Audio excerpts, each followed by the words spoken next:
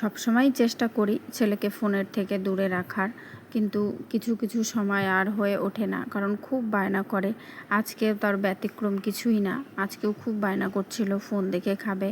আর কিছুদিন থেকে ওর শরীরটাও খারাপ যাচ্ছে, খাবার খেতেই চাচ্ছে না।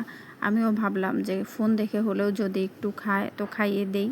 তো দেখো ছেলেকে খাইয়ে দিচ্ছি সকালেই। আর শাশুড়ি মা সকালেই আমাদের গাছের থেকে পুঁই শাক কেটে নিয়ে এসছে, খুব সুন্দর হয়েছে। আর আমাদের এই শ্বশুরবাড়িতে, মানে আমার শ্বশুরবাড়িতে একটা নিয়ম আছে, মেয়েরা মানে চাল কুমড়ো প্রথমেই কাটতে পারে না, আগে কোনো ছেলে কেটে দিবে তারপরে কাটতে হবে। তো দেখো আমার ছেলেকে দিয়ে প্রথমে একটু কেটে নিলাম, এখন এটাকে আমি কেটে নিব।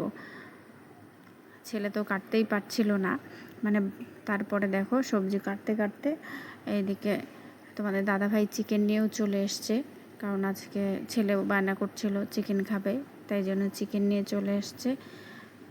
আর এখন আমি চিকেনটা ভালো করে পরিষ্কার করে ধুয়ে নেব, ধুয়ে রান্না করব, কারণ আমার শাশুড়ি মা ওইদিকে উনুনে অন্য সব কিছু রান্না করছে, আরও যা যা রান্না হবে। ওনারা যেহেতু চিকেন খান না, তাই আমি কখনোই বলি না আমাদের রান্না করে দাও, কারণ আমার একটু দ্বিধাবোধ হয়, যে জিনিসটা উনি খান না, ছোন না, সেই জিনিসটা আমি ওনাকে বলি না।